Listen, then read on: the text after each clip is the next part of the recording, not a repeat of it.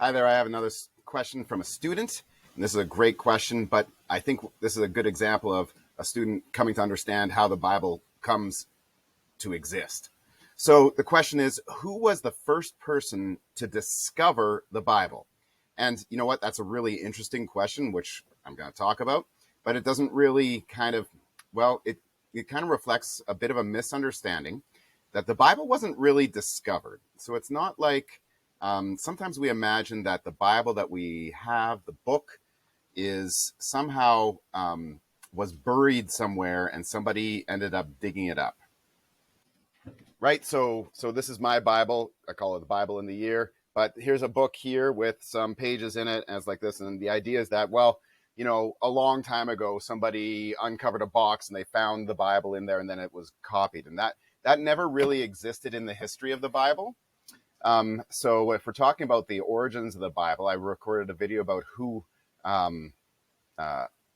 about how old it is, how old the Bible is. When we go back to the very beginning of the biblical text, the Bible is actually a collection of books. I tell my students again and again that the Bible is not a book. The Bible is a library of different kinds of books. And that's really helpful to understand how to read it and how to understand it.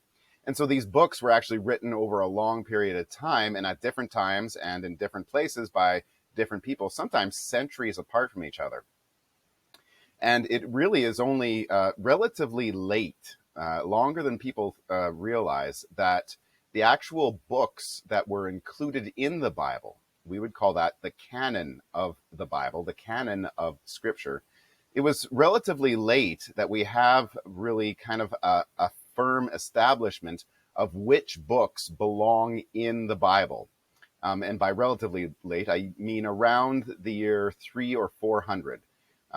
Around that time, around the year 400, Jerome, called Saint Jerome in the Catholic tradition, translated the Bible from Hebrew and Aramaic and Greek and translated it into the one language that he and his church used, and that was Latin. And when he made that book, when he made that translation, he put it all together in a single bound volume. And that would probably be, at least in my tradition, the Roman tradition, that would probably be the first time that we have something like this. That translation was called the Vulgate, and it continued to be basically the only translation that the Roman Church and churches that the Roman Church established. It was the only translation that was used for more than 1,000 years after that. So the first person to discover a Bible, well, it was never really dug up, but rather these texts existed in the community of believers that they would read out loud to each other and learn about and pass on to each other.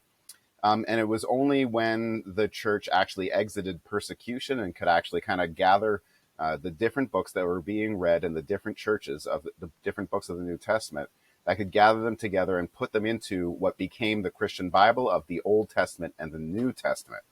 And if there's going to be a person who actually kind of was there as they kind of come into a single bound volume of the same books that the Catholic Bible, that Catholics read today, the same books of the Bible, a good candidate would be Saint Jerome, who translated all of these books. He was directed to do this by the Pope, and the Pope told him which books to include in his translation. That became the Vulgate. That became kind of a template for how we understand the Bible today, of a single bound volume of several books in translation into a language that we can read. So, thanks for the question. That was a great question. If you have a question about faith or religion, please leave it in the comments below, and I would be happy to answer them as best I can from the Catholic tradition. Thanks very much.